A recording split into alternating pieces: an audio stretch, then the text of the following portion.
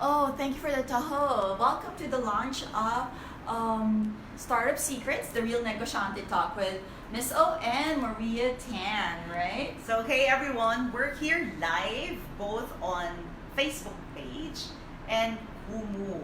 So Yes. that's why you'll see us going to two apps. As you Hi, come Krista. in, please do say hi to us in the comments. And again, this is the Startup Secrets. Sorry. Yeah. I got you guys. So that I can see. This is the Startup Secrets, all behind the scenes, real talk on businesses. On actually. business. Real talks on how negosyantes think, how negosyantes take action. Or for those who want to become negosyantes. Yeah. Yun yung importante doon. Actually, that's one of the things. Kasi gusto natin ma-hit yung mga tao na gusto maging negosyante, may pera, pero hindi alam kung paano mag-start, diba? Exactly. Or we have some people na they have an idea, alam nila how to start, pero natatakot sila. Oo, as in Sometimes they're just natatakot so sila. They're scared, Yeah, right? yeah. Kasi nakakatakot naman kasi minsan. Well, yes, because this is your hard-earned money, Diba? diba? Tapos you're- Niipon mo siya, tapos biglang mawawala. Exactly. Minsan you gamble it away. It's like a big gamble. Oo, and pero you're not you even don't want to sure. gamble. Not in business. You don't want to, well, you want to gamble, but you want to gamble in an informed way. Yeah. So Okay. that's the reason why, as we're just setting up, so as you come in, say hi to us. Yeah, say hi to us. We can see you Yes, guys. yes. Okay? So we are Hi, everybody live join here in. sa Facebook and Kumu. So gusto namin makita yung mga comments nyo. Gusto namin makita yung mga tanong nyo. Gusto kong marinig yung mga tanong. Okay? So, before we start, actually, I want us to kind of like just say hello and just say, I want to set up some rules. Well, you know, me, Miss O, like for my regular viewers on Kumu, you know that when I have my serious talks, I make sure that you guys know that I won't be able to say hi to everybody who comes in. So I will give a general hello to everybody who comes in, and then I won't be able to like answer your questions right away. But I will make sure every couple of minutes I scroll up and see if there are questions that need to be addressed. Please, all personal questions, please direct them to private messages, okay? Please don't send me messages of if I'm still single or how old I am right now. Please message me privately, okay? Kamusta, everybody? Happy Thursday night. And then, what else? We're gonna do recaps every couple of minutes, but our goal is to educate and empower you guys and make sure that you get the best information that we can share with you, okay? So kung medyo mabilis akong magsalita, please also let us know if you can hear us properly. Pwede pa sabi sa amin kung masyadong mabilis magsalita or if kailangan namin mag-Tagalog, okay? Kasi, you know, sometimes we tend to just speak in English a lot of times. Hey mom, my mom is online. That's my mom. Hey auntie! Yeah, my mom is online. She just shared our live stream, right? I love that. Thank you so much. Alright, so again, this is the premiere episode Yes. of the Startup Secrets, the Real Negosyante Talk. So what does that mean? Ano ba yan? Ano na ibig sabihin nun, right? What does that mean? What do we mean by, why did we call it Startup Secrets? And why the Real Negosyante? May fake negosyante. Oo. Yeah. Or hindi, yung talk. Yes. Fake, diba? Kasi maraming beses, people don't really talk about the hardships kung paano ikaw maging entrepreneur, right? When you're a businessman, they glorify it. They romanticize being a businessman. It's like the overnight success. Yes. Or yes. like all the parties and all the engagements. So parang fake,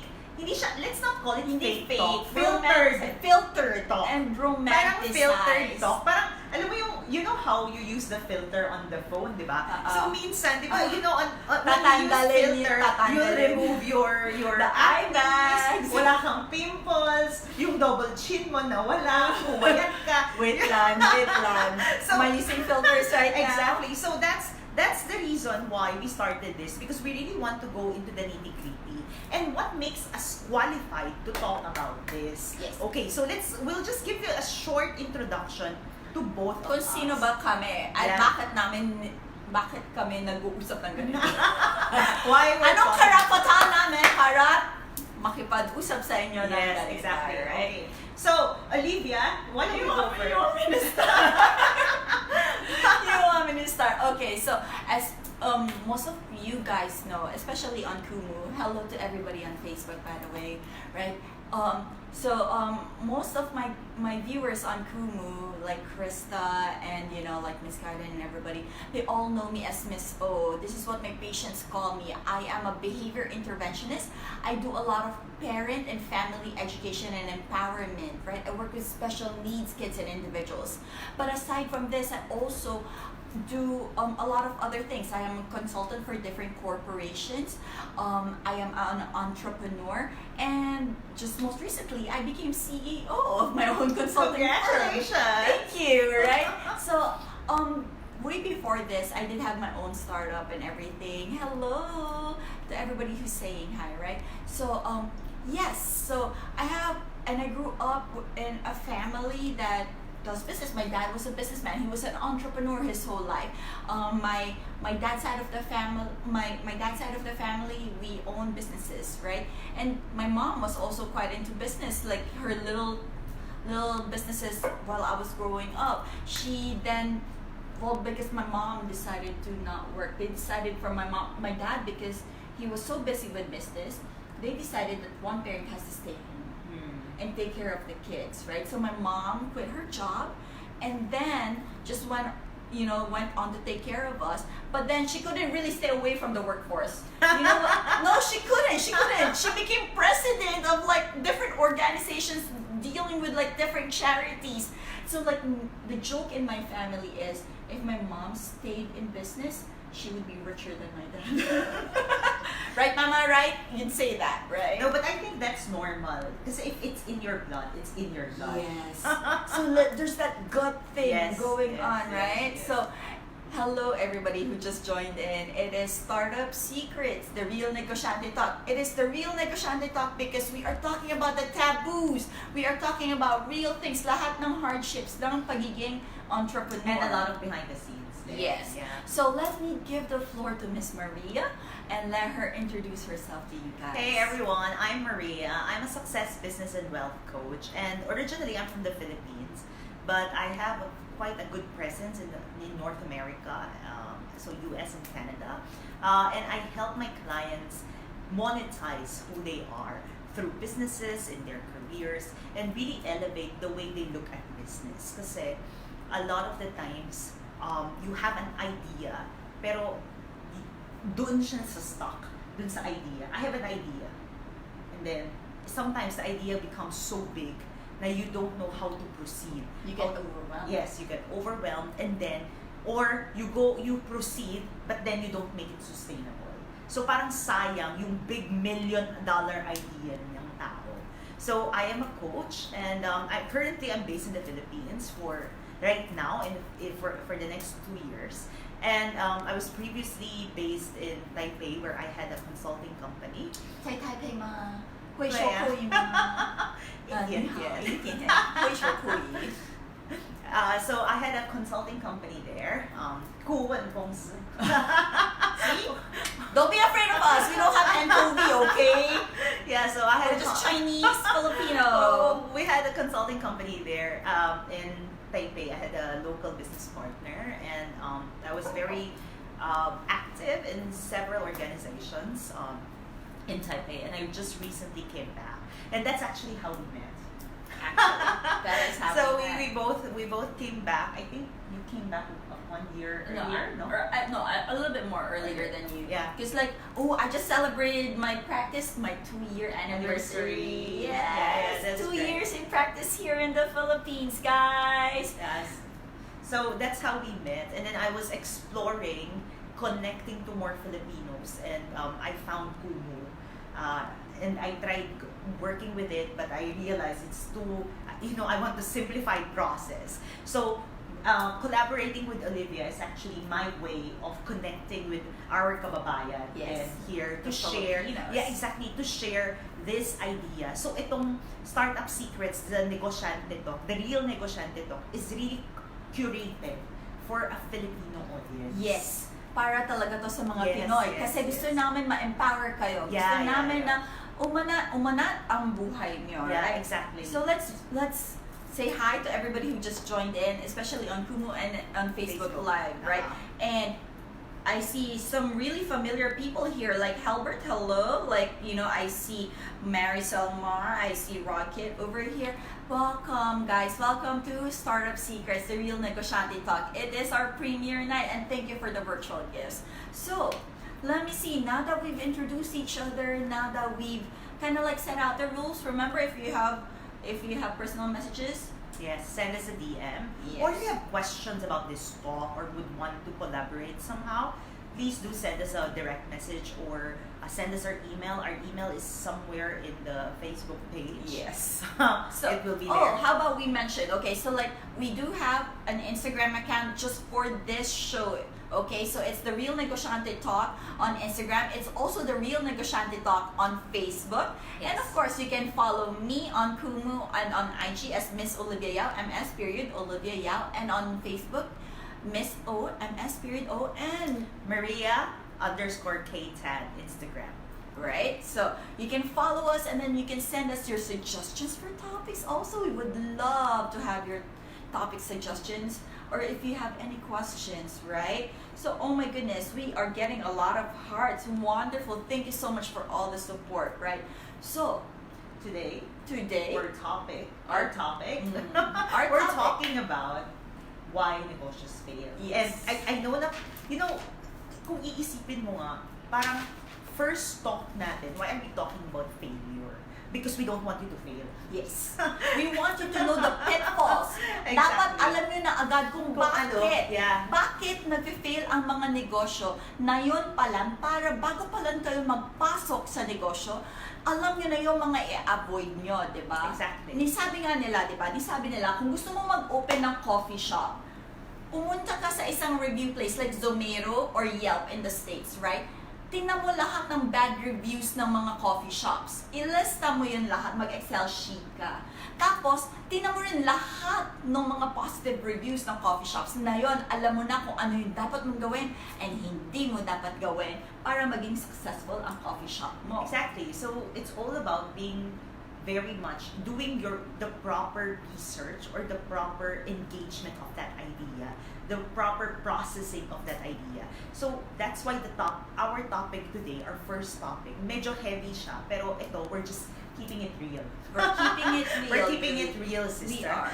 And ang ano talaga natin is pag-usapan natin kung ano talaga yung mga rason kung bakit ang mga negosyo hindi nagsasucceed. And we're going to start... Or nanunugi. Yes, exactly. Nanunugi, nagsasara before they even hit hit the success. Yes, and parang nasasayang din. Kasi sometimes you give up too early. Tapos, alam mo yun, parang one step na lang. Natakot, nandun na konti na lang, konti na lang, exactly. konting push na lang, nandun ka na, right? Exactly. So, today, that's what we're going to talk about. Na, what are the reasons? So, and we came up with five reasons. So, we wanna simplify things. Yes. Okay? Kasi, syempre, madaming reasons. Maraming factors kung bakit na nag-fail ang mga negosyo. Yes. Or mga startups. But we wanna give you the top five para hindi kayo ma-overwhelm. Okay? Exactly. So, we have a lot of new viewers. Oh my goodness. Hello, everybody. We are talking about Startup Secrets, the Real Negosyante Talk. And our topic for tonight is why negosyos fail. And we're just going into the 5 reasons Yes. right now. So, let's talk about the first reason. Too ambitious.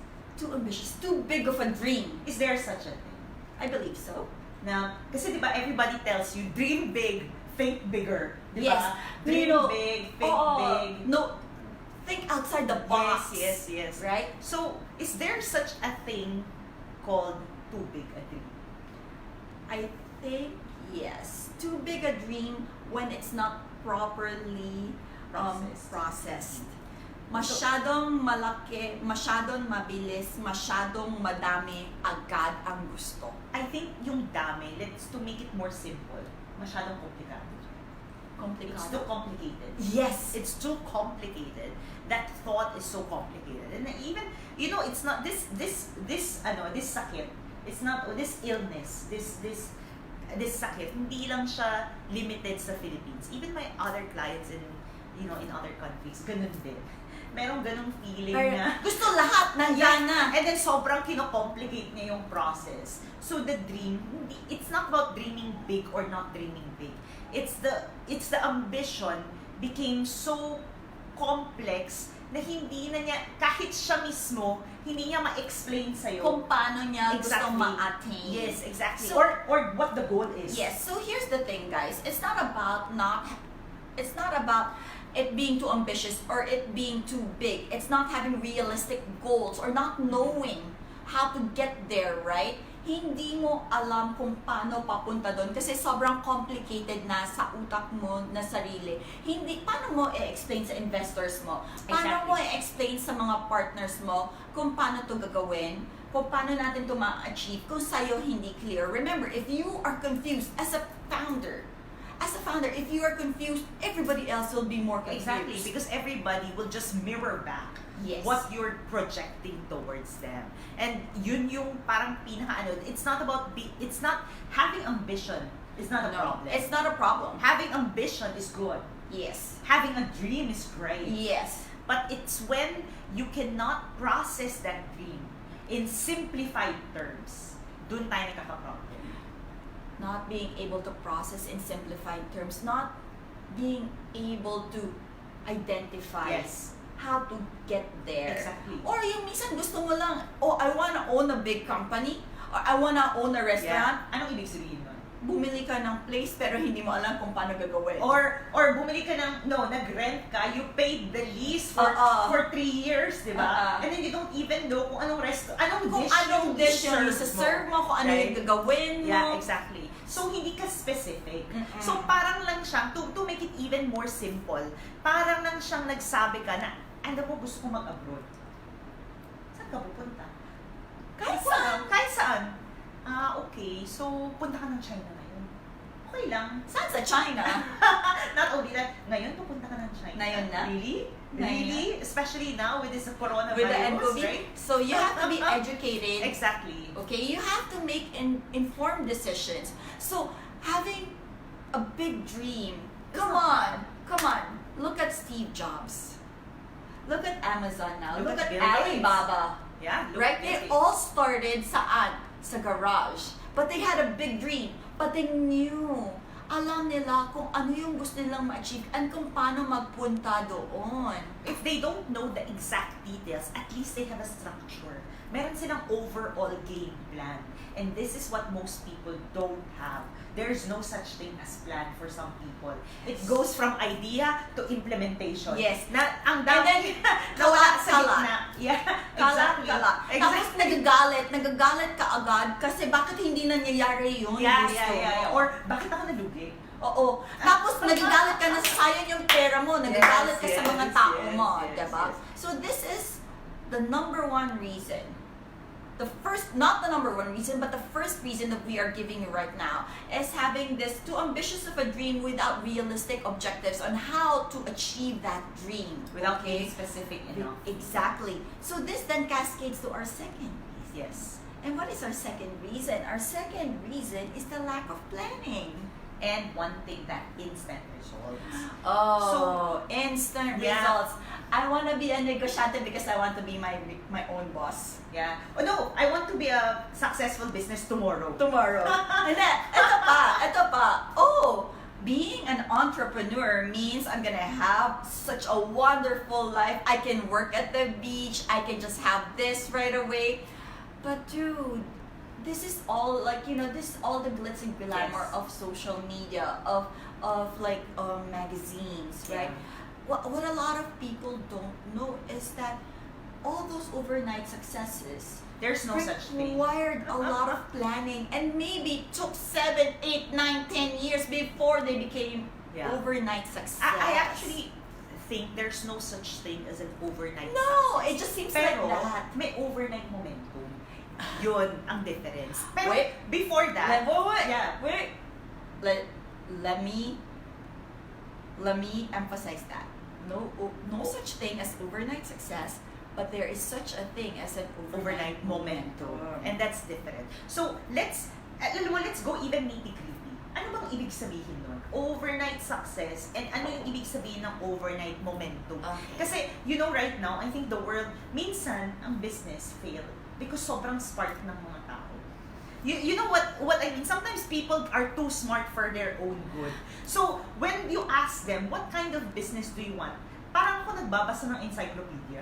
Yes. You know what I mean? Like, There's no connection, there's no engagement anymore because I'm like, oh my God, ano to terminology? Na-lost ako dun sa sinabi mo. Pero, wait, that's What- technical, but I'm just a layman. Right? Yeah, exactly. So, ang importante, like we said, right, it has to be simplified and it has to be a no-brainer.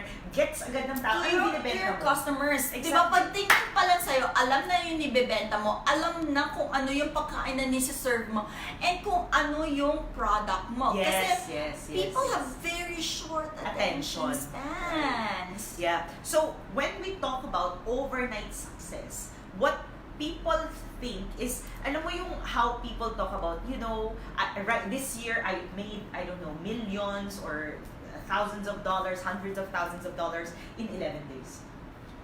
Parang, okay, I went to $0 to $100,000 in 4 months or 3 Sure. months. Did you win the lottery? Pero, Did what, you gain what an people inheritance? don't realize, yung 3 months na yun yung momentum. Oh. Kasi within that 3 months, alam na niya kung anong Kung anong gagawin gagawin. niya. Pero yung 3 months na yan, may 3 years yan Before na yung planning. idea, nandun pa lang. Parang may idea siya, pwede ko magganyan. So, right? Okay, guys, here is what we are trying to say, right? So, from the lack of planning, here's the thing. Usually, the planning stages takes quite some time. Yes. But I don't want you guys to get stuck in analysis paralysis, okay? I'm not telling you to plan, and not do.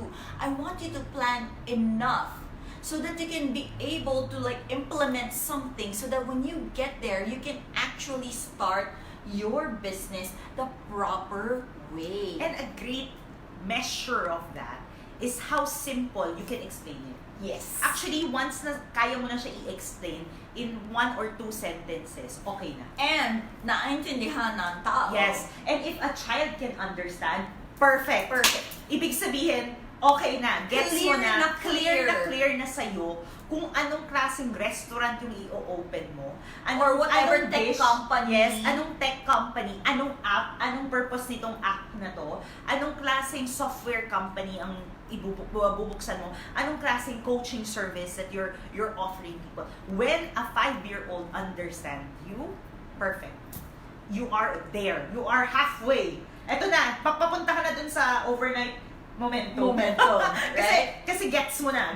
Ikaw gets mo na. Ang taong kausap mo gets na niya. Ang bata naiintindihan na. So, we're on our That way. means that an adult can really understand Yes, it, yes, right? yes, So yes. let's do a small recap, right? Yes. So hello everybody who joined in. It's Miss O and Miss Maria, and we are doing a recap right now. This is this Startup Secrets, the Real Negosyante Talk, right? And tonight's topic is about why Negosyos fail, and we just went through the first 2 reasons, and that is, being too ambitious without not realistic goals, and then the second one is the lack of planning. So let us take a look at your comments. Yeah. Thank you so much for everybody for all the compliments saying that this is such a good stream. We love that. Thank you so much. Hi Marisol, hi Ria. Thank you for the comments. Annalyn. Annalyn is asking, ano po kaya ang magandang idea kung ano ang ninegosyo? Ako po may plan na ako. Ano po yun? Right?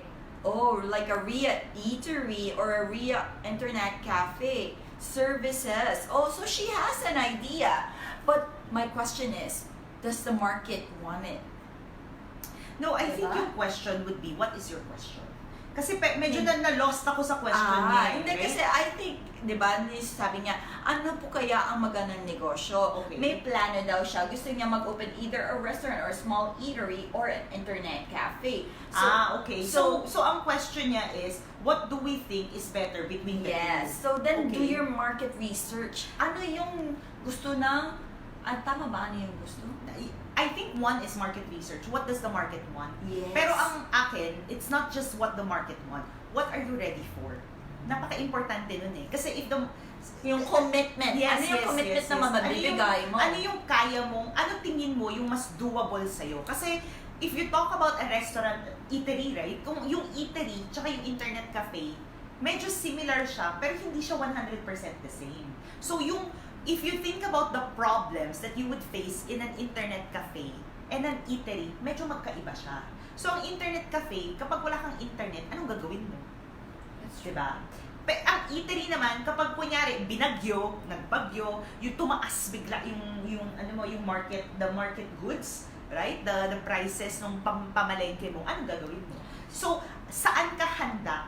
Tingin ko kasi in all businesses, the most important thing is how much you're ready to face up to whatever challenges that can come. Kasi you have to think both have different challenges. Na-identify mo na yun, yes, ha? Yes, Dapat na-identify mo na yung mga challenges ng mga business na pwede mo ma-encounter. Yes. So, meron tayong isang comment dito, sabi niya location. Location comes along with it. Of course, the perfect location or like a good location will, can determine the success of the business.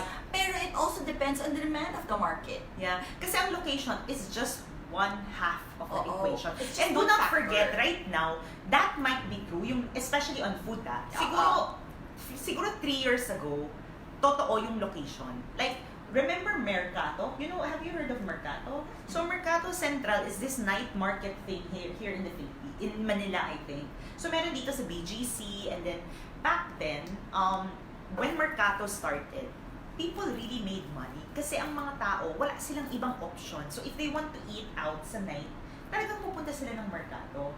Right now, if you want to eat out, you have Grab food. Oh, yes! Diba? Oh, so para sa akin, yung location, although yes, may point yon, pero right now, hindi na siya ganun ka laking factor compared to 2 or 3 years ago. Okay, so like here, like let's talk about Grab food. They answered a pain point of the customers. Yes. Right? It's about knowing the need. This is why we're telling you market research, right?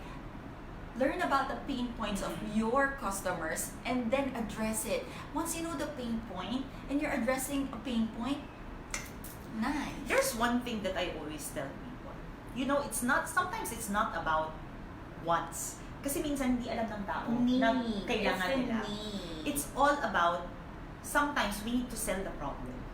Well, yes, because hindi sila aware. Yes, pero identify mo na, and you will know that through listening to people's conversation. Yes. So, syempre, di ba, parang, ay naku, ano ba yan? Gusto ko kumain, pero tinatamad ako lumabas. Right? Exactly. But how often have you said that, right? So, yung ganun lang na identification is so big in terms of, wow, this is how I can, there's an opportunity here. So in your question, what's her name? Annalyn, right? Ria and Annalyn, yeah. So if that question of which should I open, A or B, I will always go back to what do you think you're ready for, A or B, and what pain points are you going to address for A or B, and what are you ready for? Hey guys, don't just open a business for the sake of opening a business, ha? Please don't do that. Okay, or yung may nasasabi, nibebenta ko tong restaurant ko, bilhin mo, kumikita na ang ganito. Please don't do that, okay? Don't buy into something that you don't know that you're not ready about. for. You're not ready for, okay? So, those are our first 2 pain points. I mean, pain points.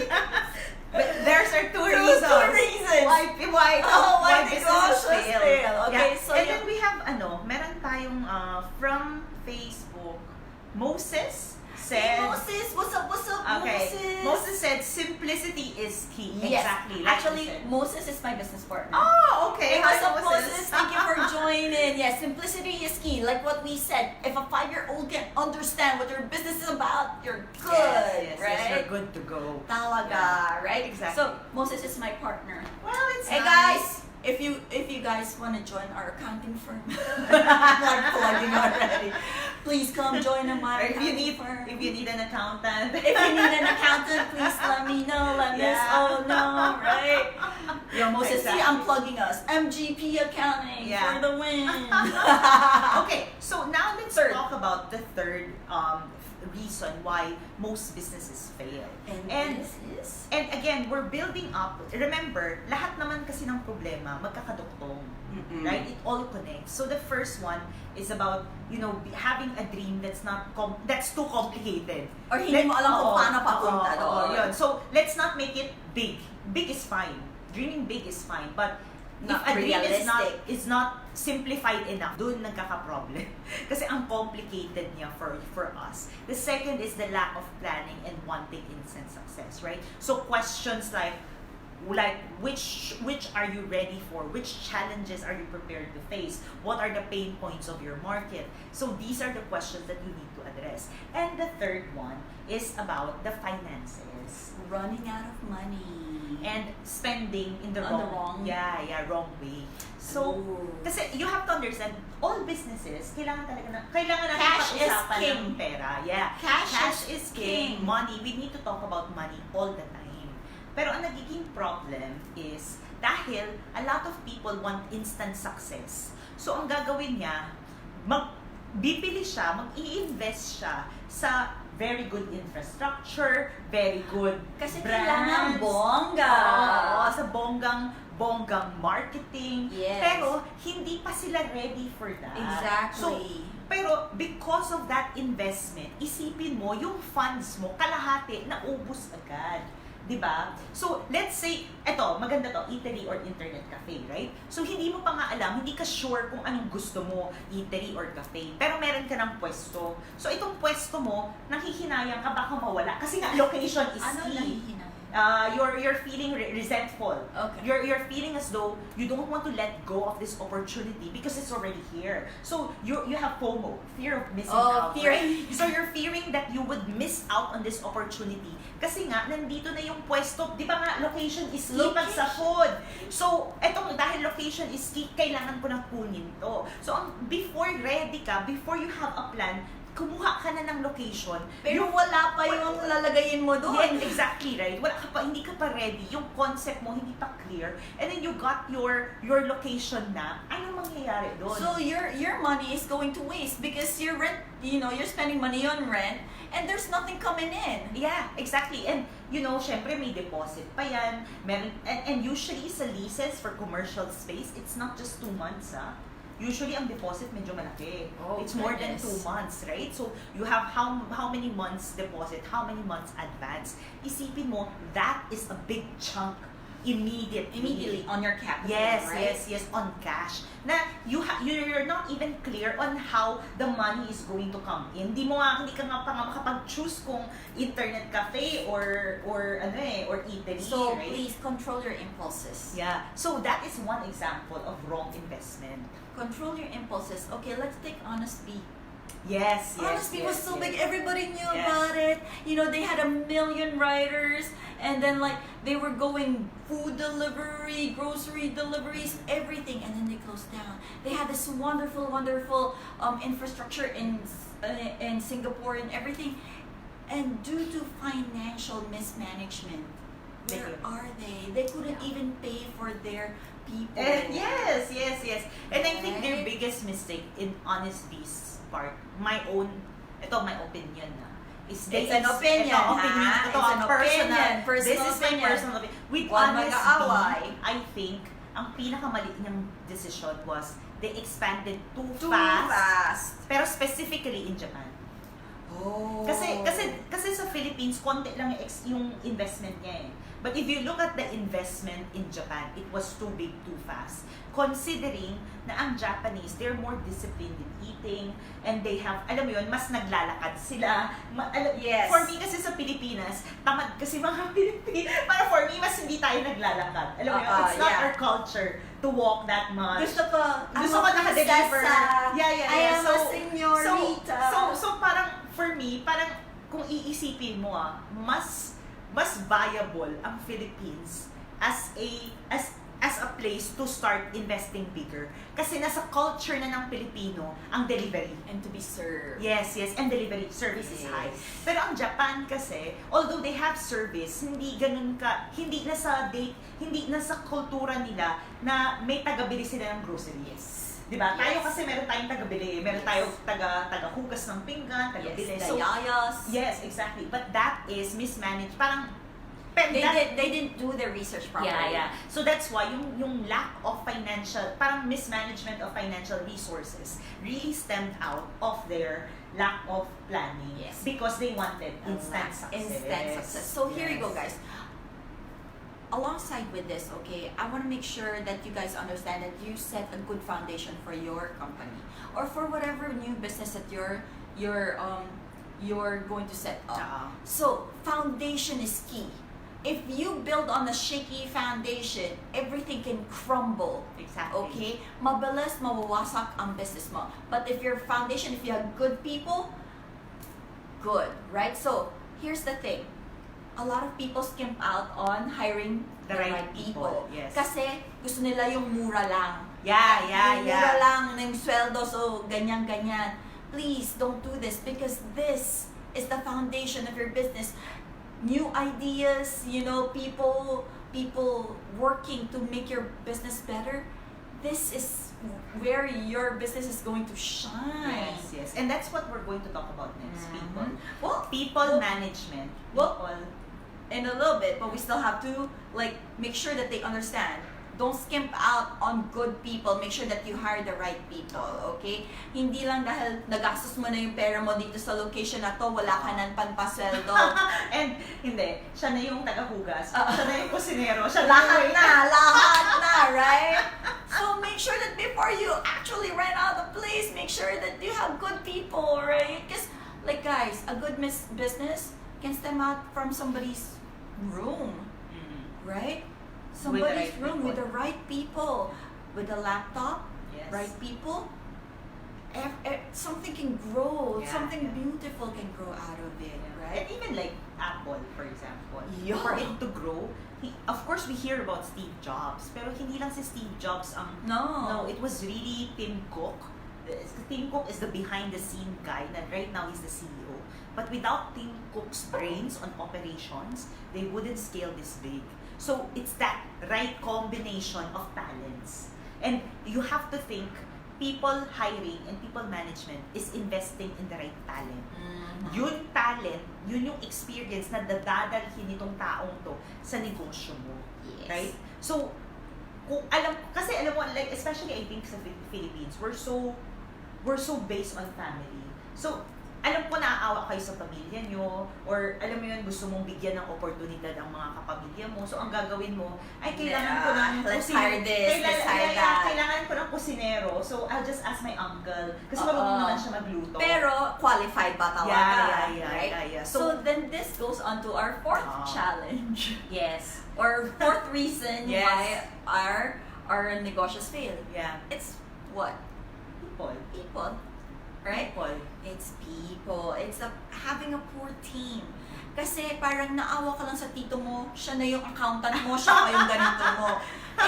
Hindi naman siya magaling na accountant, tapos ninanakawan ka pa kasi nga tito mo siya, diba? Yes. So, yung pang merienda niya dyan niya kinuha. Oo, sa petty cash. Kasi tito mo siya. Oo, kasi pamangkin ko naman, it's my nephew. And siya naman may ari ng kumpanya.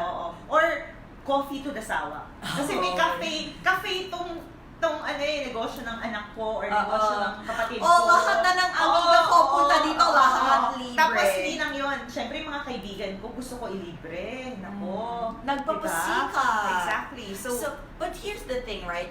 What we're saying is that a lot of the times when negosyos fail is that because there is a poor team behind it. Number one, you did not spend enough or invest enough in the right people to run your company, right? So then you get people who are mediocre or who really don't know. Who are not qualified. Buti nga lang kung mediocre, at least alam pa niya kung ginagawa niya. Pero yung unqualified, that's a different story.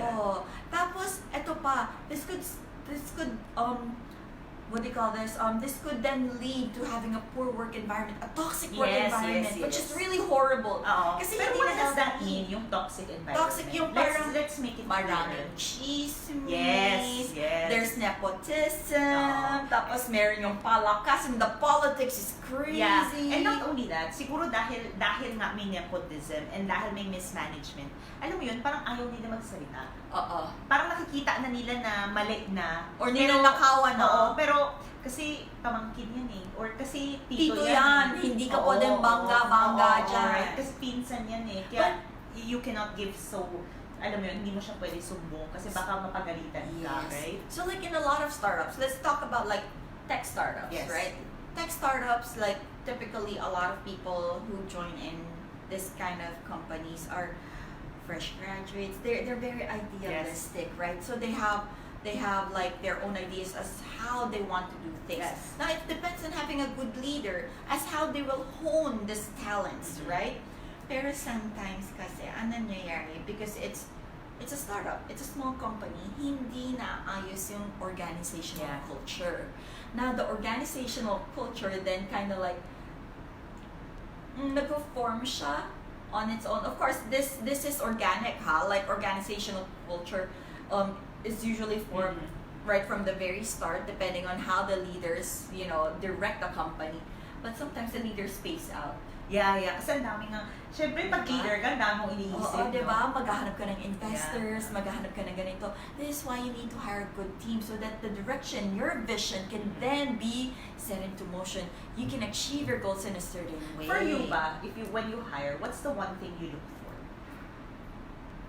Well, number one, I want to see their credentials. Not only the credentials, but I want to see their experience and their willingness to learn. Okay. And then, if they will be a fit for the culture of my company. Kasi meron mga ibang tao that will work better if they're micromanaged. And I'm not a micromanager. I need somebody who will be independent, who can make decisions because I empower my people to make their own decisions. Ako naman, what's important for me is the communication style. There's Sobrang importante. Kasi Yes. I'm the type of person na, please, bullet points. Alam mo yun? Like I don't mind talking. I love talking, don't get me wrong. Mm-hmm. Pero, pag sa meetings, anything about my business, it has to be very, very, very efficient. The fewer words, the better. No, so this is what I noticed. You are very like into details. Like you really get into the nitty-gritty of things. Whereas I'm like, okay, you know what? I tell my social media manager, okay, here. No, kasi Post sa this, akin, and then I'm post very, this. pero sa akin kasi I'm very clear on what I want.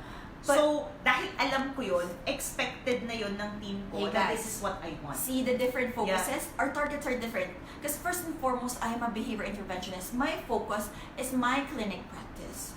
Right? Pero ako, I'm building a brand. And then her focus is It's to brand build alignment. a brand, Yes, right? yes, So yes. you see here, you see the difference. I'm also building a brand. I'm building Pero in the a Miss different O way. brand, Yeah, but yeah. in a different way. So Exactly. here, guys, see the importance of knowing your target, Yes.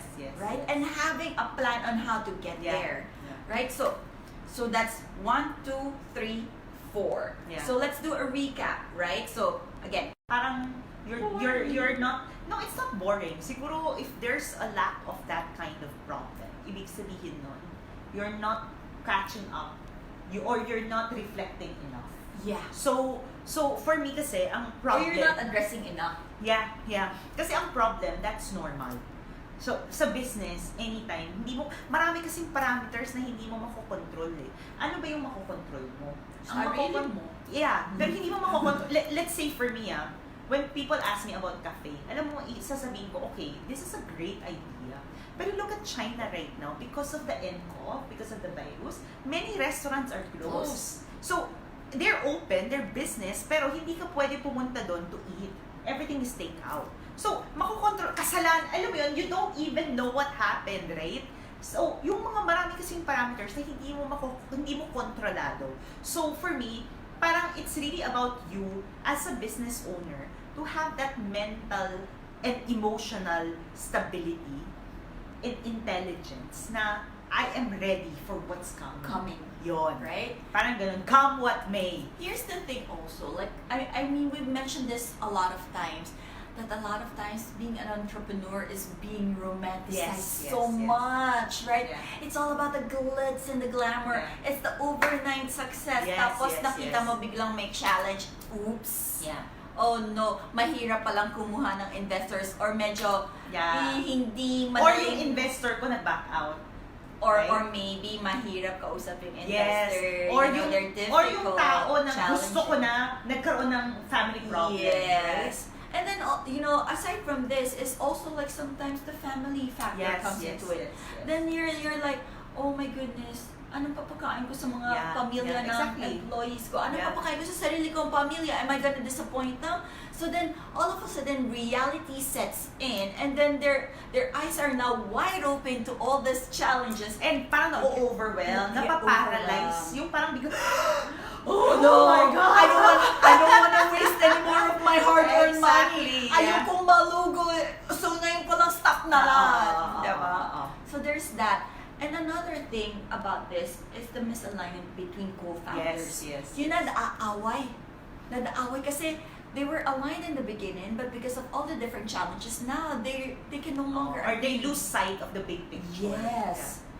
Right? Very Oh, you know what? We forgot to mention the proper allocation of resources because of the romanticization of being an entrepreneur. All of a sudden, your CEO is flying first class all the time. So instead na dalhin niya yung team niya kasama niya para matuto din yung rest of his team, siya lang, he's living the high life, and then his team is being left behind and is not being educated.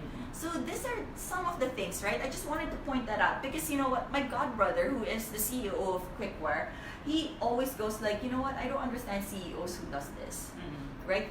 You waste the money instead of bringing along your team and educate them and give them the experience of this, like whatever conference it is or meetings like this, right? So that when you're not around, they can actually run the company, right? So there's that, the poor allocation of money again, right? And the mismanagement of team. Yes, Yeah. right? So we have what? We've now covered the 5 reasons why most negotios fail, right? So, oh my goodness, it's wow, that well, it's been like what? Oh, 48 minutes, Yes, right? yes, 48 yes. minutes. It's a nice number, 48. Oh, no. 12, balik na naman tayo sa 2. So We've guys, been talking about, you know, how today is February 20, 2020, ang daming 2s. And then 48 minutes is like 12, tapos may 2 na naman. Hey, it's my birthday on Saturday. Yes, so... And you know my birthday is 022220.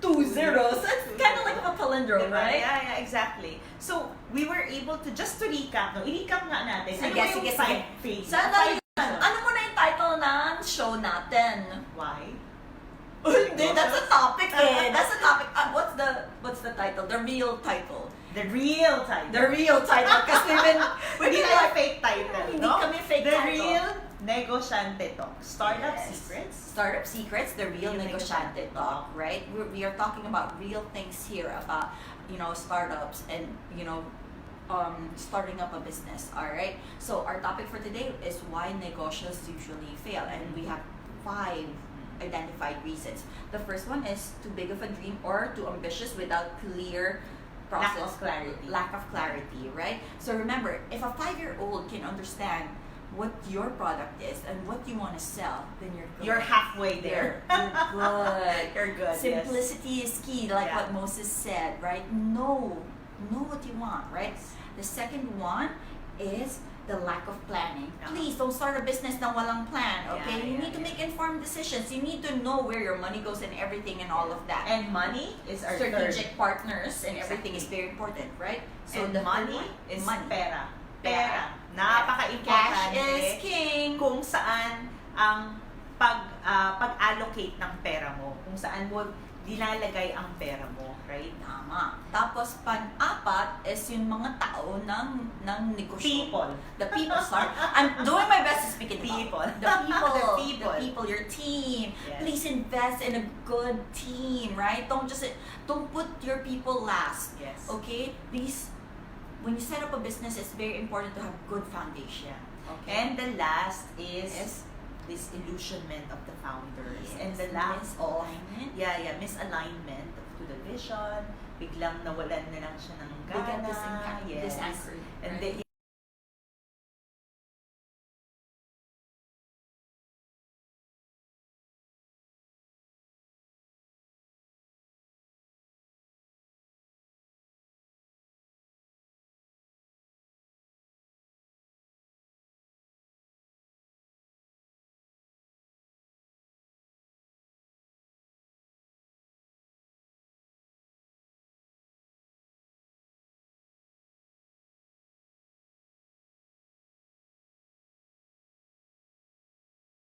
Facebook, and please do share this because we want again to empower as many people as possible. Please help us share this message na everybody can be business people, but you can be business people the right way. Yes, right? the proper way. The way where you don't waste a lot of money And a time lot and of time, effort a and lot of energy. heartache. Yes, exactly. At sana hindi na you're not only pouring tears into your business. Yes. Pero we're pouring gems into the business. Yes. So this is what this is about. Please do follow both of us in our individual social media channels. For me, I am very active on Instagram, Maria_K_Tan.